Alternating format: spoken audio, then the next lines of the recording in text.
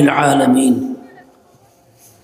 الحمد لله وكفى وسلام على عباده الذين اصطفى أما بعد فأعوذ بالله من الشيطان الرجيم بسم الله الرحمن الرحيم ورضوان من الله أكبر ذلك هو الفوز العظيم صدق الله آمنت بالله দুনিয়ার মধ্যে সবচেয়ে কঠিন কাজ হলো মানুষকে সন্তুষ্ট করা, মানুষের মন জয় করা, মানুষের মুখ বন্ধ করা। এটা হলো সবচেয়ে কঠিন কাজ। আর সবচেয়ে বেশি আসান কাজ হইল আল্লাহকে রাজি করা, আল্লাহকে সন্তুষ্ট করা। এটা সবচেয়ে বেশি আসান কাজ। আফসোস আমাদের জিন্দগির উপরে কঠিন কাজ তো করার গুরুত্ব অনেক বেশি দেই। দিন রাত শুধু মানুষের ফিকির, মানুষের চিন্তা, কেমনে খুশি করন যায় ছেলেরে, কেমনে মেয়েরে, ফুফুরে, চাচিরে, দাদিরে, নানিরে, শুধু মানুষের চিন্তা, মানুষের চিন্তা, একটাই কাজ। কিন্তু আজ পর্যন্ত কোনো মানুষ হাজার সম্পদের মালিক হওয়ার পরও সে মানুষকে খুশি করতে পারে নাই। হাজার জ্ঞানের অধিকারী হওয়া সত্ত্বেও কোনো মানুষকে খুশি করতে পারে নাই। আরে সাধারণ মানুষ দূরের কথা, নিজের ঘরে একজন মানুষ থাকে তারই তো খুশি করা সম্ভব হয় না। সেই তো বিভিন্নভাবে নাখুশ থাকে, এটা হলো না, ওটা হলো না, এটা পাইলাম না, ওইটা পাইলাম না। ওই একজনকেই তো খুশি করা যায় না। আমি আওয়াজ কমাই দাও।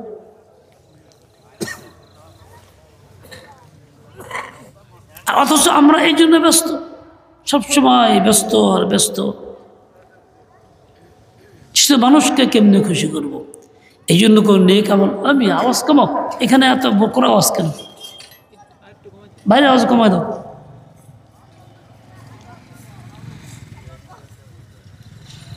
এই কঠিন কাজটা করার জন্য খুব ব্যস্ত, খুব ব্যস্ত।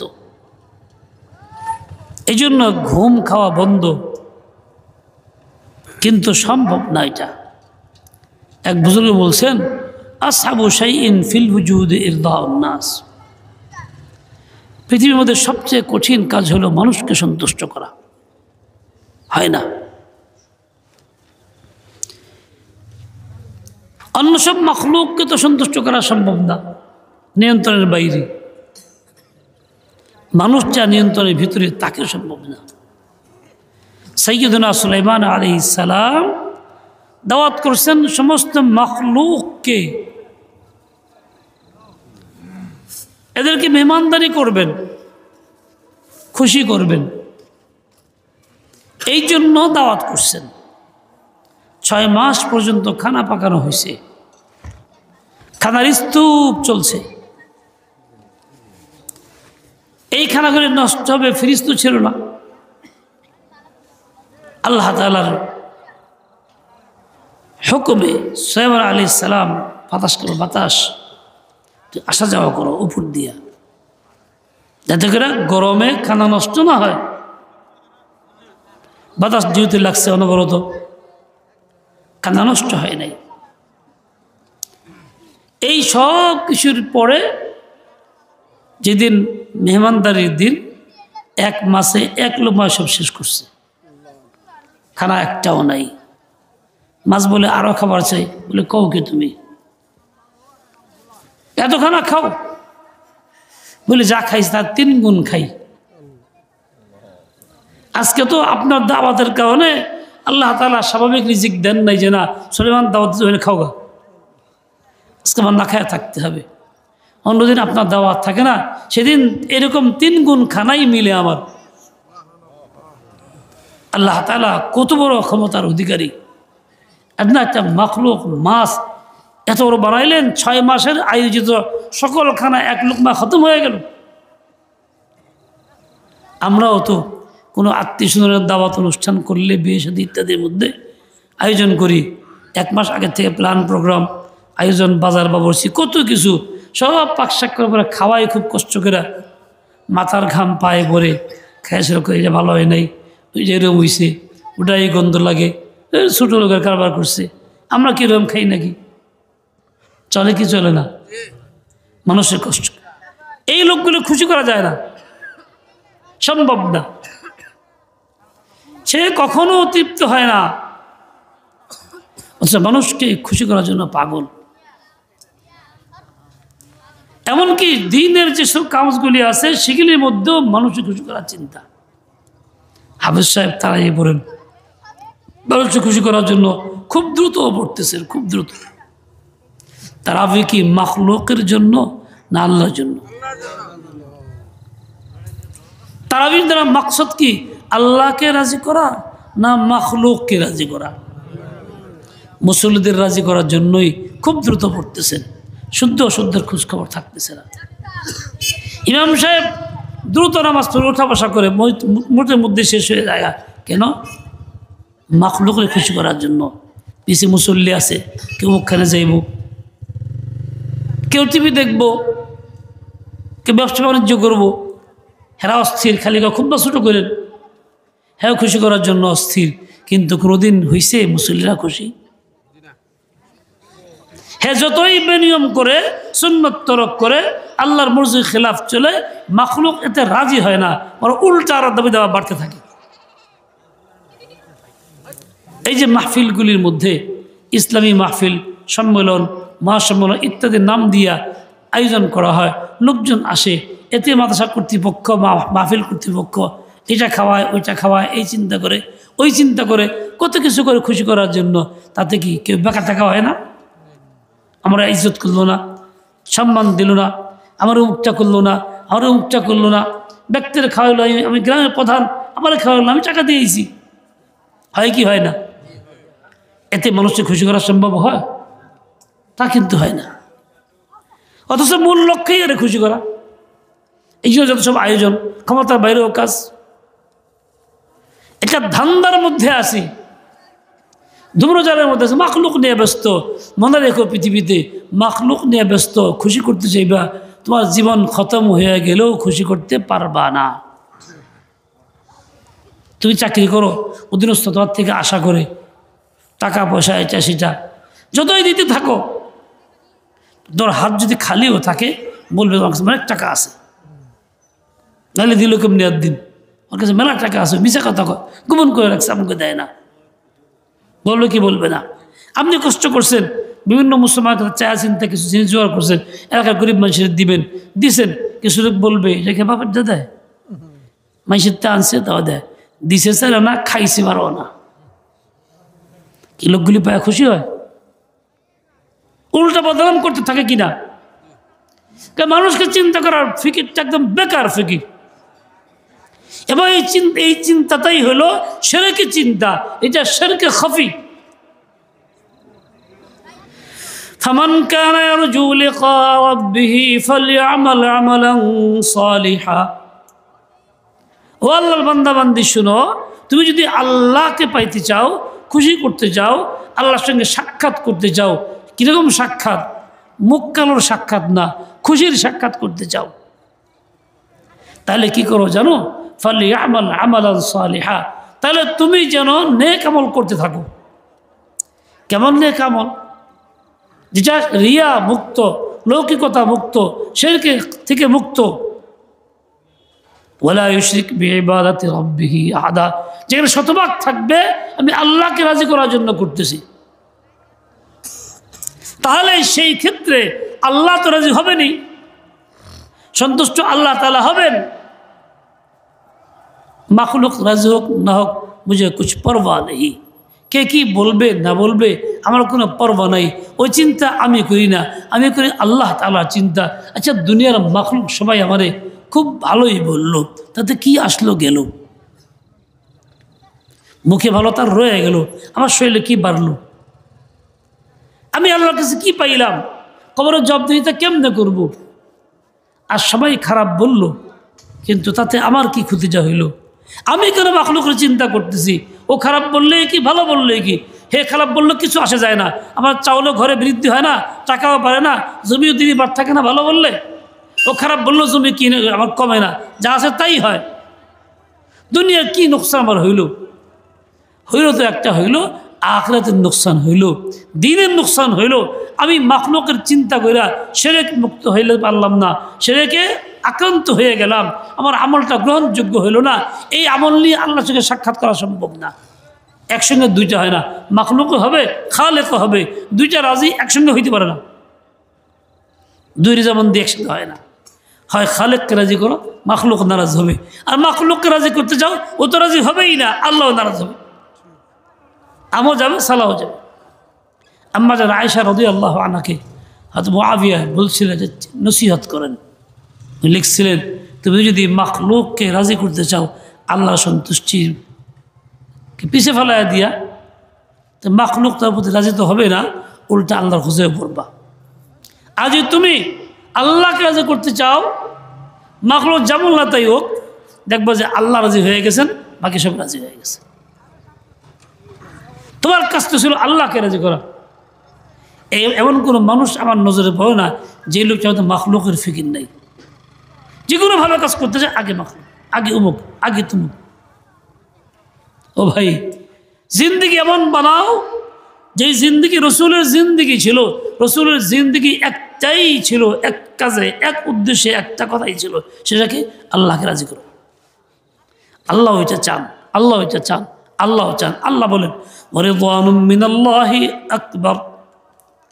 আল্লাহর সামান্য সন্তুষ্টি তোমার জন্য অনেক বড় পুঁজি,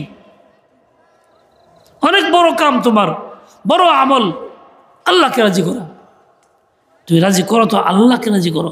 অথচ আল্লাহকে রাজি করা কোনো কঠিন কাজ না, দুঃসাধ্য না, সহজ থেকে সহজতর, খুবই সহজ। কোনো মাখলুকের সাথে তুমি উল্টাপাল্টা আচরণ করছো, তোমার কোনো কষ্ট পাইছে, তার মনে আঘাত লাগছে, দেখা 30 বছর 40 বছর বাঁকা হয়ে থাকে, তোমার লোক কথা কয় না, নাম শুনতে পায় না, দাওয়াতে আসে না, তুমি তারা দাওয়াত দেও না, এমনকি তার কেউ মারা গেলে জানাজাও যাও না, এতটাই বিরক্ত হয়ে থাকো মাখলুকের একটা কষ্টের কারণে। 30-40 বছরও তুমি রাজি করতে পারো না, হে বেকাই থাকে। আমার এক আত্মীয়, তার বাবা মারা গেছে, কুমিল্লায় বাড়ি, তো খবর পাইছে, গেছি, দাওয়াত দিছে, গেছি সেখানে। জানাজার আগ মুহূর্তে বাপ চাচার মধ্যে একটু অবনত ছিল, চাচা সেখানে একটু ভুল বুঝের কারণে এরকম করছে। তো চিন্তা করলো, আমার জিজ্ঞেস করলো হুজুর কী করি এখন, আব্বার সাথে একটু অবনত ছিল, কিন্তু এটা আব্বার দোষ না, এই বিষয়। তোমার চাচা যখন আসে তোমার হচ্ছে বলি মাফ চাও। হ্যাঁ, ভালো কথা, বলো। তো বলছে কাকা আব্বার মাফ করে দিন। এখন হয়েছে কিল লেগা, আগে কি করছিলা? এখন হয়েছে কিল লেগা, আগে কি খুব চিল্লাচ্ছে বলতে শুরু করছে। ওরা এসে বললে এই কথা, ঠিক আছে দরকার নাই, থাকবার দাও। মানুষ যদি তোমার কাছে ক্ষমা চায়, তুমি যদি মানুষ হয়ে থাকো, আল্লাহকে রাজি করতে চাও, তোমার কাজ হইল নবীর তরিকায় আমল করা। ওই মুহূর্তে দিল থেকে সাফ করতে আলহামদুলিল্লাহ মাফ করে দিলাম, কোনো সমস্যা নেই। আর তুমি যদি আল্লাহকে রাজি করতে না চাও, আল্লাহ সন্তুষ্টি না পাইতে না চাও, তাহলে রেখে দাও, ঠিক আছে মাফ করলাম না, উল্টা বলো তাহলে মাফ করুন না। তো কী হইল? আল্লাহর দরবার কি ভান্ডার এত খালি নাকি? তুমি মাফ না করলে আল্লাহ মাফ করে বস্ত করতে পারবো না? বান্দা যদি ইখলাস থাকে, সে আল্লাহকে চায়, তুমি যদি মাফ না করো এত কিচ্ছু আসে যায় না।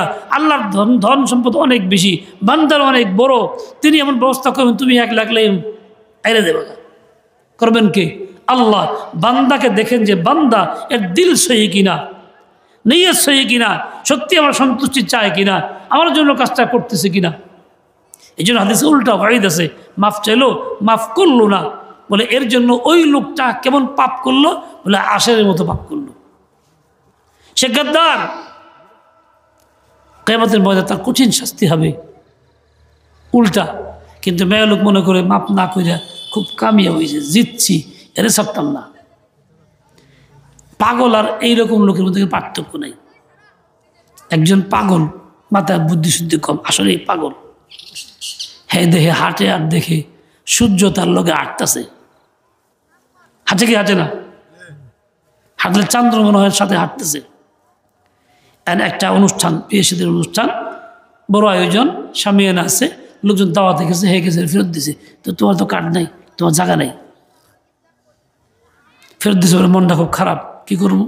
কথা বয়ে রয়েছে, পরকে আমার খাইবার দেবো না, আমি অগো খাইবার দিব না, অগো অন্ধকারে মারব। কেমনে? সূর্য লয়ে যাম গা। হাঁটতেছে আর দেখছে সূর্য তার লগে হাঁটতেছে, অনেক দূরে চলে গেছে।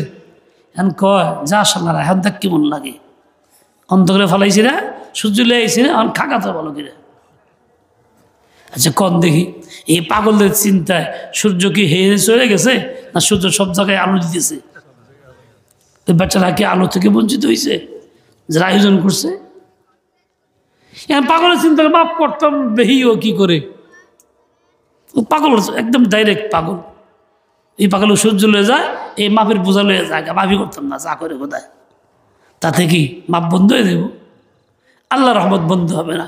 আল্লাহ রহমান রাহিমিন, আল্লাহ সিস্টেম করবেন, তুমি একলাই পারবে, সমস্যা নেই। রিদওয়ানুম মিনাল্লাহি আকবার, সামান্য সন্তুষ্টি আল্লাহর, কত ভালো। ওই লোক এসে মাপ চাইছে, মাপ করে নেই, উল্টা কথা কয়ে দিছে। এরকম করে মাখলুকের সম্পর্ক খারাপ হয়ে গেছে, দেখবা 30-40 বছর মন খারাপ।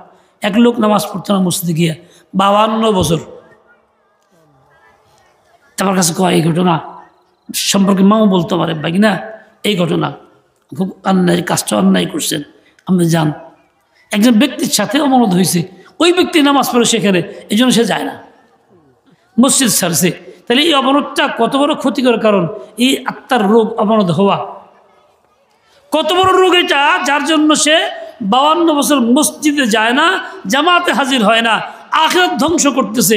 জামাতে যাওয়া তার ফরজ ছিল, প্রতিনিয়তই তার দরকার ছিল, সে যায় নাই। ওই লোকের সাথে মন খারাপ করে থাকার সুযোগ নাই, মনোমালিন্য থাকার অধিকার নাই। কোনো মুসলিমের সঙ্গে 3 দিন পর্যন্ত কথাবার্তা বন্ধ রাখার অনুমতি শরীয়তে নাই। 3 দিনের মধ্যে কথা বলতে হবে। তাহলে সেই কাজটা কতগুলি অপরাধ করল একসঙ্গে। সম্পর্ক নাই মুসলিমের সাথে, মসজিদে যায় না, নামাজ জামাত পড়তে পারতেছে না, আর ওই লোকের লোকেও তার কোনো রকম বনিবদ হইল না, সম্পর্ক বন্ধ রাখলো, অপরাধের উপর অপরাধ চললো। একটা কেন্দ্রে কতগুলি হইল, এতে কি আল্লাহ সন্তুষ্টি হাসিল করলো? সে জয়ী নামাজ পড়ুক, আল্লাহকে রাজি করতে পারলো না। তার কাজ ছিল কি, যে যাই কিছু হয়েছে, অপরাধ হয়ে গেছে গা, সেটা আল্লাহর বান্দা ভুল করে ফেলছে, চলো সে ভুল করলে আমি ভুল করবো কেন, আমি শুদ্ধ করি, আমি যাই মসজিদে নামাজ পড়ি, কথা বলি, কি অসুবিধা? এই যে মনের দূরত্ব, একটা ঘটনাকে কেন্দ্র করে এই দূরত্ব রাখা শরীয়তে জায়েজ নাই, যে নবীর তরিকা না, এরকম যে চলে নবীর তরিকা সে নাই, মৃত্যু হইলে নবীর তরিকায় মৃত্যু হবে না, নবীর তরিকায় মৃত্যু হবে না। অথচ দিল সাফ করা, দিলকে পরিষ্কার করা কতটা জরুরি, এবং এইটার দ্বারা কি পাওয়া যায় আল্লাহর কাছে। হাদিস পাকের মধ্যে আসছে, হযরত আব্দুল্লাহ ইবনে ওমর বলেন, মসজিদে এক লোক ঢুকছে, রাসূল বললেন, কেউ জান্নাতি দেখতে চাও, এই লোকটা দেখো। ওই জান্নাতি লোকটা আসতেছে। সেই লোকটা খুব বড় নামি দামি লোক না, মশহুর প্রসিদ্ধ কেউ না, আবু বকর সিদ্দিক না, ওমর ফারুক না, ওসমান গনি না, সিরিয়ালের কেউ না। যা দেখলো কে? একজন সাধারণ লোক। দ্বিতীয় দিন আবার একই কথা, জান্নাতের লোক আসতে, দেখো, দেখতে চাইলে দেখো, এই লোক ঢুকছে, সেই লোকটাই। তৃতীয় দিন একই কথা। আব্দুল্লাহ ওমর রাদিয়াল্লাহু আনহু বলেন, মনের ভিতরে সংশয় হলো, ব্যাপারটা কি? কোনো এই খাস কিছু দেখি না, সিরিয়াল নম্বরও নাই, এই লোকটা জান্নাতি হুজুর বলতেছেন, কি কারণটা? উনি বললেন যে আমি মনে মনে চিন্তা করে স্থির করলাম, আমি 3 দিন পাহারা দেব, দেখি উনি কী আমল করে, যে আমলে আল্লাহ এত খুশি, রাসূল স্বয়ং ঘোষণা দিচ্ছেন বারবার, জান্নাতি। গেছে, চাচা আসসালামু আলাইকুম, আপনার বাড়িতে মেহমান থাকতে চাই 3 দিন, থাকো।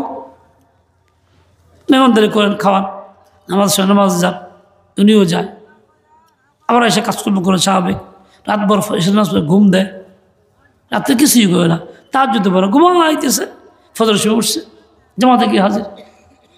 3 দিন পর বলে, চাচা কথা বলি, মাফ করবেন, 3 দিন থাকলাম আপনার আমল দেখার জন্য, বিশেষ কিছু দেখলাম না, অথচ আল্লাহ নবী পরপর 3 দিন আপনাকে জানাজার সুসংবাদ দিয়ে দিলেন, আপনার কি কাজ করেন, আমলটা কি আপনার, এত নিকটবর্তী কেমনে হইলেন? তখন তিনি যা বললেন, বাবারে আমার তো বাহ্যিক কোনো আমল তো আর নাই, তুমি যা দেখলা এইটাই, মসজিদে যাই নামাজ পড়ি, এইটাই আমার আমল। কিন্তু একটা বিষয় সেটা হবে, সেটা হলো এই, আমি দিলটা খুব সাফ রাখি, দিনে কারো প্রতি কোনো কদর্য ময়লা নাই, মনোমালিন্যতা নাই, দিলেও দূরত্ব নাই, সবার সঙ্গে মন পরিষ্কার, সবার সাথে ফ্রি থাকি। এই যে আমার মনটা ফ্রি, মন পরিষ্কার, কারো প্রতি কোনো ময়লা দ্বন্দ্ব হাসিংসা বিদ্বেষ কিছুই যে নাই, হয়তো এই একটা কারণ হইতে পারে, এছাড়া কোনো কারণ নজরে আসে না। তাহলে দেখেন, দিল সাফ রাখা, ময়লা দূর করা, এটা কত বড় আমল। এর জন্য স্বয়ং নবী তাকে জান্নাতের সুসংবাদ দিলেন, 1 দিন 2 দিন 3 দিন পরপর দিচ্ছেন। আচ্ছা, ওই আমল যদি আমার মধ্যে আসে, তাহলে নবী তো নাই, সুসংবাদ নবী আমাকে আলাদা দিবেন না, কিন্তু আল্লাহ তাআলা তো ওই মর্যাদাই দিবেন নাকি? কথা বোঝেন নাই? বুঝছেন? তার দিল সাফ করা কতটা জরুরি। আর দিল সাফ না করলে আল্লাহকে পাওয়া যায় না। বলেন তো, আল্লাহর জায়গা কোথায়? হাতের মধ্যে, নাকের উপরে? এ নাকে মাছের মতন বহে, মাথার বয়ে থাকে? আল্লাহর জায়গা দিলের ভিতরে। আপনি আল্লাহ তাআলা পাক পবিত্র, দিলে আল্লাহকে জায়গা দিবার চান, দিলে ময়লা, দিলে আছে ময়লা, নোংরামি, তো ওই দিলে আল্লাহ জায়গা কেমন হইব? আল্লাহ না কেন আসবেন? ঘরের ভিতরে পায়খানা থাকলে, বাচ্চা নষ্ট করে ফেলছে, 2 দিন সাফ করা হয় নাই, দরজা বন্ধ ছিল, খুব দুর্গন্ধ ছড়াইছে, দরজা খোলা মাত্র ঢুকতে পারবেন আপনি? খারাপ লাগবে না? বের হয়ে আসবেন, অনেকে বমি করে দিবে। অর্থাৎ তার বাচ্চার পেশাব পায়খানা জমা আছে, এই সামান্যতম ময়লা একান্ত আপন লোকের, তাই সেখানে যাইতে আপনি রাজি হন না, যাইতে পারতেছেন না, আপনার দিল কবল করতেছে না, তবিয়ত মানতেছে না। স্বয়ং আল্লাহ তাআলা যিনি পাক পবিত্র, তিনি আমার ময়লা দিলে কেমনে আসবেন? এই ময়লা দিলের মধ্যে আল্লাহ তাআলা জায়গা নাই। যে দিলকে ময়লা রাখে, সে আল্লাহকে বের করে দেওয়ার চিন্তাই করে, আল্লাহকে দেখা দেওয়ার চিন্তা তো করে না। কাজে তার দিলের ভিতরে ময়লা আছে, সে তো আল্লাহকে পাইতে পারে না। রিদওয়ানুম মিনাল্লাহি আকবার, আল্লাহর সামান্য সন্তুষ্টি কত বড় আপনার জন্য পুঁজি। কাজেই মাখলুকের রিজামন্দি চিন্তা না করে আল্লাহর রিজামন্দি চিন্তা করো। বলছিলাম যে সে মাপ চাইলো, কথা বললো, তার ঝামলাতে ফেলা, যা জীবন বড় আওয়াজ নাই, এখন তুই তামসাতে পারিস, তোর মাপ নাই, যা আমার সামনে বেরিয়ে জীবন লিয়ে যা। মুরব্বি নিয়ে সুপারিশ করা লাগে, দায়িত্ব করা লাগে, তাও বাঁকা হয়ে ওঠে, সোজা হইতে যায় না। তাহলে মাখলুককে রাজি করা কত কষ্টের কাম ছিল, আমার আল্লাহকে রাজি করা এর সামান্যতম কষ্টও না। বান্দা উল্টা করছে, আল্লাহরে কষ্ট দিছে, আল্লাহরে গালি দিছে, যা ইচ্ছা তাই করছে, আল্লাহর হুকুম মানে নাই, প্রকাশ্যে বেপর্দা চলছে, প্রকাশ্যে জিনা ব্যবচার করছে, প্রকাশ্যে দাড়ি কাটছে, দুনিয়ার সব লোক দেখছে, প্রকাশ্যে নেশা করছে যুবকরা, দুনিয়ার সব লোক দেখছে, সবাই যেন নেশা করুক। এত সব কিছু করার পরে কোনো দুনিয়া কোনো পাপ বাদ নাই, এমন যদি হয় তাহলে আল্লাহ কীরকম নারাজ হবে? এরপরেও যদি সে বলে, প্রকাশ্যে না বলুক, চুপচাপ চোখে মেয়ে বলছে, আল্লাহ জীবন শেষ করছি, জিন্দিগি বরবাদ করছি, আমার তো কোনো কুল কিনারা নাই, কোনো সাহারা নাই তুমি ছাড়া, আল্লাহ দয়া করে আমার মাফ করে দাও। কেউ জানলো না, ঘরের বিবিও যায় না, বাচ্চাও যায় না, আপনজন কেউ যায় না, চুপচাপ নিরে বসে একা একাই চিন্তা করতেছে, আল্লাহর কাছে কইতেছে, আর চোখে পানি পড়তেছে, না পড়লেও চোখটা একদম কাদো কাদো হয়ে গেছে। বলে দুনিয়া মাখলুক এই অবস্থায় একা নিরে বললে রাজি হইতো না, কিন্তু আমার আল্লাহ রাজি হবেন কি হবেন না? কথা কন নাকি? তাহলে আল্লাহকে রাজি করা সহজ না কঠিন? মা বিগড়ে গেলে রাজি করা কঠিন, বাপ বিগড়ে গেলে রাজি করা কঠিন, কিন্তু আল্লাহ বিগড়ে গেলে তাকে রাজি করা কঠিন না। তার মার চেতেও অনেক সহজ, বাবার চেতেও অনেক সহজ। আল্লাহ তাআলা রাজি হয়ে যান সহজেই। যে বান্দা ভুল করে ফেলছে, অনুশোচনা করে, তওবা করে, চোখে পানি ফেলে, চল আমি বান্দাকে মাফ করি, আমি তো গফুরুর রহিম। নাব্বি ইবাদি আন্নী আনাল গফুরুর রহিম। নবী বলে দেন বান্দাদেরকে, আমার বান্দা যারা, সংবাদ দিয়ে দেন, আমি নিশ্চয়ই আমি তো গফুর, ক্ষমাকারী, বড় দয়ালু। তারা যেন আমার এই ক্ষমা এবং দয়ার গুণ থেকে নিরাশ না হয়ে যায়। নাব্বি ইবাদি আন্নী আনাল গফুরুর রহিম বলে দেন নবী, নিরাশ হয়ে না যায়। আমি ক্ষমা করব, আমি দয়া করব। তাহলে একজন বান্দা আল্লাহকে নারাজ করছে, হাজারো প্রকৃতির নারাজ করছে, আল্লাহ কঠিন নারাজ, এর পরেও তো সে আল্লাহকে রাজি করতে পারতেছে। কাফের মুশরিক ডাইরেক্ট যা ইচ্ছা তাই করতেছে, আল্লাহ কত কঠিন নারাজ তার উপরে। সে যখন মুখ দিয়া কালিমাটা পড়তেছে, অন্তরে বিশ্বাস নিয়া লা ইলাহা ইল্লাল্লাহ মুহাম্মাদুর রাসূলুল্লাহ, আল্লাহ সহজেই রাজি হয়ে গেছেন, তার অতীতের সব মাফ করে দিয়েছেন। আল্লাহকে রাজি করা কি কঠিন? তো যে এই কাজটা বেশি কঠিন, তার পিছিয়ে পড়ে কোন বোকামি করতেছি? যে সম্ভব না জানতেছি, হবে না, তারা কেন রাজি করতে যাই? আর যেটা শতভাগ হবে জানতেছি, কেন সেটা করতে যাই না? এক পাগল মদ খাইছে, মদ খেয়ে পাগলাম, স্বাভাবিক হিতায়ত জ্ঞান নাই। সে একটা খালের পারে, রাস্তার পারে নামছে, ওই পাশে খাল, উপরে রাস্তা, এ পাশে জমি। নাইম্বা সেরা কয়, কিরেন এই রাস্তায় না কেমনে এলো? রাস্তা কেমনে এলো? নদী বন্ধ করে দিছে, এই রাস্তা রাখা যাবো না, রাস্তা সরান লাগবো।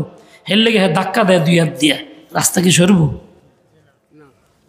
পারে না কোনো ক্রমে, পরে শক্তি খাতার লাগবো, কি সত্যি কাদের মধ্যে বাজায় এরকম ঠেলে ধাক্কা দেয়, রাস্তা সরে যাব। ও আজীবন চেষ্টা করলো, ওর চেষ্টা রাস্তা সরবো না, ওর ধাক্কা রাস্তা সরবো না। ও জীবন পাগল, আমি তার চেয়ে বড় পাগল, আমি জানি মাখলুককে রাজি করা যাবে না, তাও তার চিন্তা, তার জন্য ব্যস্ত। আমার বোকা আর কি হইতে পারে? ও ভাই শোনো, মাখলুক অনেক দূর, অনেক দূর, আল্লাহ অনেক কাছে, অনেক কাছে। তুমি কেন নিজেকে আল্লাহ থেকে দূরে করো? তুমি আল্লাহর কাছে মনে করো, নিজে আল্লাহর কাছে চলে যাও। দেখো, তোমার লোকটা চোখের কাছে নাও, দূরে নাও, দেখা যায়, একদম কাছে নিয়ে দেখা যায়, একদম চোখের উপরে নিয়ে ধরো, আঙ্গুল দেখা যাবে না, এটা সীমা আছে, সে ভিতরে দেখা যাবে, অতি কাছেও দেখা যাবে না। অতি দূরে ওই রাস্তার উপরে থাকলে তাও দেখা যাবে না। আল্লাহ তাআলা কি বলেন? বান্দা আমি তোর কাছে, ওয়াইদা সালাকা ইবাদি আন্নী ফাইন্নী করিব, এত কাছে তুই আমাকে পাইবি, ডাকলে আমি শুনবো, এত কাছে। দুনিয়ার মধ্যে মাখলুক কাছে থাকলে দেখা যায় না, আমি কাছে থাকলে দেখা যায়, দূর থেকেও তোরা দেখি। নব্বি ইবাদি আন্নী আনাল গফুরুর রহিম ওয়াইদা সালাকা ইবাদি আন্নী ফাইন্নী করিব উজিব দাওয়াতাদ দাঈ ইযা দাআন ফালইস্তাজিবু লি ওয়ালিউমিনু বিহি লাআল্লাহুম ইয়ারশুদুন। আগে যদি বুঝতাম বন্ধু তুমি এত কাছে, জীবন ভরা লাইগা থাকতাম তোমারই পিছে। আল্লাহ তাআলার বান্দা যে আল্লাহকে ভালোবাসে, বুঝ পয়দা হয়েছে, সে তো আবেগে এই কথা বলতে পারে, আগে যদি বুঝতাম বন্ধু তুমি এত কাছে, জীবন ভরা লাইগা থাকতাম তোমারই পিছে। বন্ধু তুমি আছো কোথায়? আমি অনেক দূরে, তুমি তো কাছে আছো, আমি দূরে সরে গেছি গা। বন্ধু তুমি আছো কোথায়? আমি অনেক দূরে, মুর্দা দিলকে জিন্দা করো তোমারই নূরে। আল্লাহ পাকের আশার যে সাথে কথা বলতে পারে। এক লোক আমল ভালো ছিল না, উল্টাপাল্টা চলতো, রাত্রেবেলায় উঠে গভীর রাতে বলতো, কাঁদতো, আল্লাহর নাম নিত আর কাঁদতে থাকতো। আল্লাহ তাআলা তো এই লোকটাকে এমন সুন্দর মওত দিছেন, জুমার রাতে আল্লাহ মওত দিছেন, কল্পনা করা যায় না।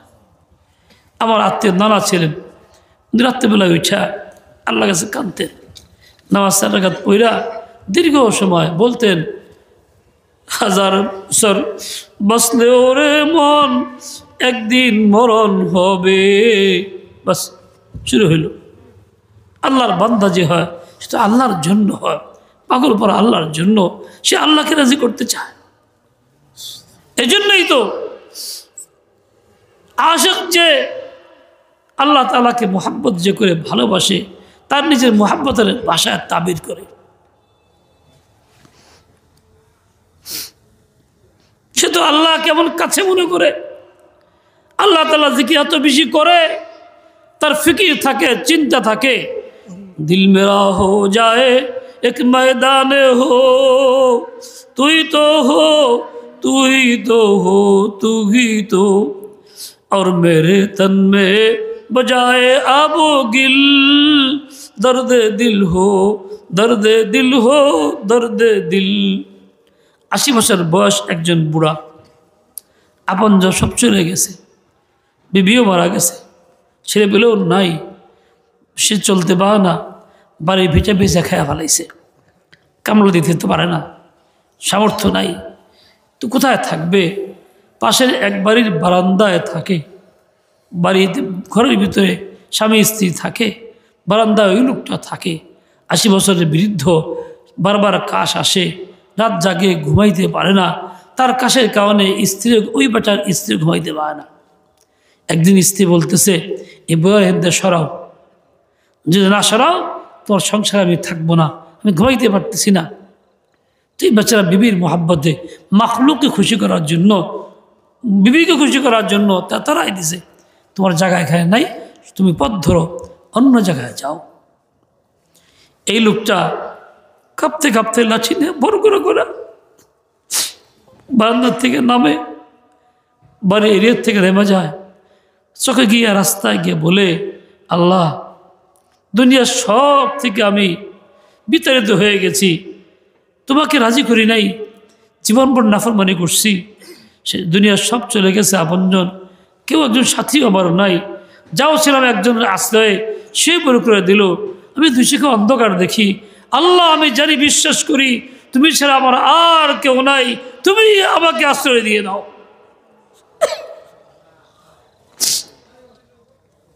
সেই মুহূর্তে আল্লাহ তাআলা কি এই বান্দার ফরিয়াদ রদ করে দেন, ফেরত দিয়ে দেন, নাকি কবুল করেন? বলেন না কেন? সারা জিন্দেগি নাফরমানি করছে, তারপরও আল্লাহ তাআলা তার ফরিয়াদকে কবুল করেন, তার জন্যই ব্যবস্থা করেন যে বান্দা আয়, তুই আয়, এতদিন কোথায় ছিলি, এতদিন কোথায় ছিলি, আয় তুই আয়, তোর আমি আপন বানায় নিলাম। আল্লাহ রহমতুল হাত তার মাথায় বুলাইয়া দেন, আল্লাহ তাকে আদর করেন, সান্ত্বনা দেন, প্রয়োজনে বুড়া করেন। আল্লাহ তাআলা তো এমন জাত, খুব অল্পতেই রাজি হয়ে যান। আমার ভাই, এই জন্য আল্লাহকে রাজি করার চেষ্টা করি, মাখলুককে না। যাকে রাজি করতে গেলে শতভাগ নিশ্চয়তা রাজি হবেন, পাবো, আর মাখলুককে রাজি করতে গেলে শতভাগই অনিশ্চয়তা পাবো না। এই জন্য অনিশ্চয়তার মধ্যে কেন যাই, নিশ্চয়তার মধ্যেই যেন যাই। আমার মানসা যেন একটাই থাকে, আল্লাহ, লক্ষ্য যেন একটাই থাকে, আল্লাহ। আল্লাহকে নিয়ে বাঁচতেও চাই, আল্লাহকে নিয়ে মরতেও চাই, মৃত্যুর পরও আল্লাহকে নিয়ে থাকতে চাই।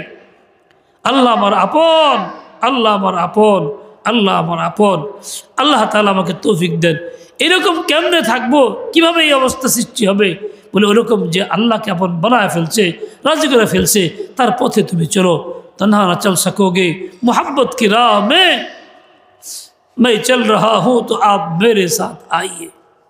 এই মাহফিলের মাকসুদ তো এইটা হওয়া দরকার ছিল, সম্মেলনের মাকসুদ হওয়া দরকার ছিল এইটা। আমি আসছি, এই মাকসুদ ছিল, শ্রোতা হই, যেই হই, বক্তা হই, লক্ষ্য তো এইটাই ছিল, আল্লাহকে রাজি করো, আল্লাহকে রাজি করো, আল্লাহকে রাজি করো। যে আল্লাহকে পাইলা সব পাইলা, যে আল্লাহকে পাইলে না তো কিছুই পাইল না। আল্লাহ পাক তৌফিক নসিব করেন, কাউকে মাহরুম না করেন। ও ভাইরা আমার, যে আল্লাহকে রাজি করে সে আল্লাহ তাআলা সকল হুকুম মাথা পেতে নেয় সন্তুষ্ট চিত্তে, আনন্দের সাথে।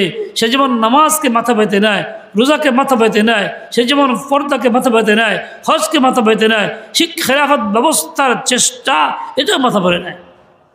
এটাও তার দায়িত্ব।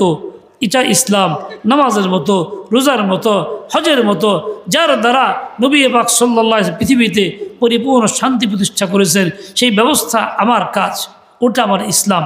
কেউ যদি অপছন্দ করি, ঘৃণা করি, ভালো না লাগে, তাহলে সে মুসলমান না, সে আল্লাহর বান্দাও না, সে আল্লাহর বান্দিও না। কাজে কোথায় যাইতেছি? ভাবুন না, আমার আমি অল্পতে আল্লাহকে রাজি করতে পারি, ভিন্ন কোনো কাজ লাগে না। আপনার ময়দানে জিহাদে যেতে হবে না, মিনারে গিয়ে আজানও দিতে হবে না, জামাত কায়েমও করতে হবে না। ঘরে থেকে এই ঘর পরিষ্কার করলেন, ঘর লেপেন, কাপড় ধুয়ে দেন, বাচ্চাকে আদর করেন, এর দ্বারাই আপনার আল্লাহ রাজি হবে। এটাই নবীর তরিকা এবং সুন্নত। খালি নিয়তটা করলেই হইল। এই কাজ মাখলুকের জন্য না, মানুষ দেখলে সুন্দর বলবে, ময়লা থাকলে কি বলবে, এই জন্য না। মাখলুক খুশি করার জন্য ঝাড়ু দিয়েন না, ঝাড়ু এই জন্য দেন নবীর সুন্নতে যান, আল্লাহতে সন্তুষ্ট হন। ইন্নাল্লাহ জামিল ইহিব্বুল জামাল। তাহলে এর মধ্যে আল্লাহকে পাওয়া যেতেছে। বাবনরা আমার, আপনাদের অনেক সময় বিরক্তিকর অবস্থা সৃষ্টি হয়, খুব রাগ হন, খুব বিরক্ত হন। স্বামী যদি বিভিন্ন রকম চাপ আপনাকে দেয়, তাহলে আপনার খুব অসহনীয় রাগ হয়।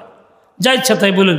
মনে রাখেন, আপনার স্বামী আপনাকে বিভিন্নভাবে চাপে রাখতেছে, দুই কথা চিন্তা বলতেছে, রাগ করতেছে, এটা আপনার জন্য শতভাগ রহমত, শতভাগ রহমত, শতভাগ রহমত। একজন মানুষ ইসলাহ করতে যায়, মেহনত করতে গিয়া কোনো শাইখের কাছে যায়, আল্লাহর দরবারে যায়, সেখানে গিয়ে নিজেকে সুপুর্দ করে, বায়াত গ্রহণ করে, নিজেকে ন্যস্ত করে, আল্লাহ তাকে বিভিন্নভাবে পরীক্ষা করেন, খাটান, চাপ দেন, শাস্তিও দেন, শাস্তি মাইনে নেয়। আর একজন মহিলা তো ওইভাবে যাইতে পারে না, বলে সে স্বামীর অংশায় থাইকা স্বামীর কথাগুলি যখন বরদাস্ত করতে শুরু করে দেয়, তার জীবনের 80% রোগের চিকিৎসা মুজাহাদার দ্বারাই হয়ে যায়। স্বামীর এই কষ্টগুলি শাইখের সবকের মতো আপনি মনে করে থাকেন, ইনশাআল্লাহ তাআলা সুফল আপনি ভোগ করবেন। আল্লাহ পাক আপনাকে আমাকে তৌফিক দিয়ে দেন। ওয়া সাল্লাল্লাহু তাআলা আলা নবিয়িল উম্মি ওয়া আলা আলিহি ওয়া আসহাবিহি ওয়া বারাকা ওয়া সাল্লাম। আলহামদুলিল্লাহি রাব্বিল আলামিন ওয়াসসালাতু ওয়াসসালামু আলা সাইয়্যিদিল মুরসালিন মুহাম্মাদিন ওয়া আলা আলিহি ওয়া আসহাবিহি আজমাইন। ইয়া ইলাহাল আলামিন তুব আলাইনা ইন্না কাফাইনাকাল মুস্তাহজিন। আল্লাহ, মুসাফির হালাতে সফরে কোথ থেকে দূর থেকে আসছি, আল্লাহ পাক আপনি আনছেন দয়া কইরা। আপনার বান্দারা কষ্ট কইরা এখানে শীতের মধ্যে বসে আছে, আপনার বান্দিরা বিভিন্ন জায়গায় কষ্ট করে বসে আছে। আল্লাহ, আপনার বান্দা বান্দিদেরকে সত্যিকারে বান্দা বান্দি বানায় নেন। আল্লাহ, দরবার থেকে বিতাড়িত করেন না কাউকে, তারাই দিয়েন না। ও আল্লাহ, ভুলভ্রান্তি যথেষ্ট আছে, হাজারো আছে, লক্ষ কোটি ভুল, ভুলে ভুলে জিন্দগি, আল্লাহ এই ভুলের জিন্দগি ফুলে বানায় পরিণত করে দেন। এই ভুলগুলি সরাই দিয়া ফুল বানায় দেন, ফুল বানায় দেন। ও আল্লাহ, আপনি রাজি হয়ে যান। আপনার রিজামন্দি চাই, আপনার কাছে আপনাকেই চাই, আপনি আমাদের হয়ে যান। ইয়া আল্লাহ, শয়তানের ধোঁকায় ফেলবেন না। ইয়া আল্লাহ, নাফরমান বানায়েন না। ইয়া আল্লাহ, বেইজ্জতি করেন না, জয়লুখার করেন না। ও আল্লাহ, মেহরবানি করে আপনি সকলের নেক দোয়া কবুল করেন, যাবতীয় মাকসুদ হাসানা পূর্ণ করে দেন, যার যা লাগে তা তাকে দিয়ে দেন। মাদ্রাসাকে কবুল মঞ্জুর করেন, জরুরত পুরা করে দেন, খাজাগাপ্তি আসবাব মুহাইয়া করে দেন। ও গো আল্লাহ, কখন জানি যাইতে হয়, কখন ডাক আসবে তো আপনিই জানেন। ডাক আসার আগেই আমাকে শুধরায় নেন, রহমতের কুলে তুলে নেন, মায়ের চাদরদের জায়গা নেন। আল্লাহুম্মা লা তাতরুদনা আন বাবিকা।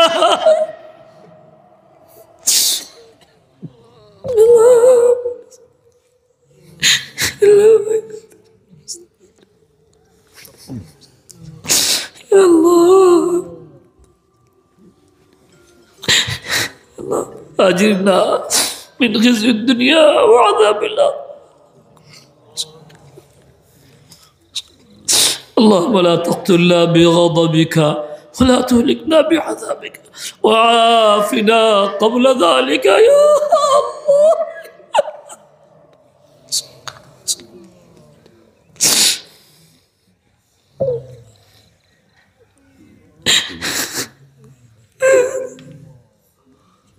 अब सहारा है शुगल बनाई, मेरे गुनाह है लाबत नाही, किससे कहूँ भाई अपनी तबाही, तू ही कर मेरी पुश्त पनाही। ऐ मेरे अल्लाह, ऐ मेरे अल्लाह, ऐ मेरे अल्लाह।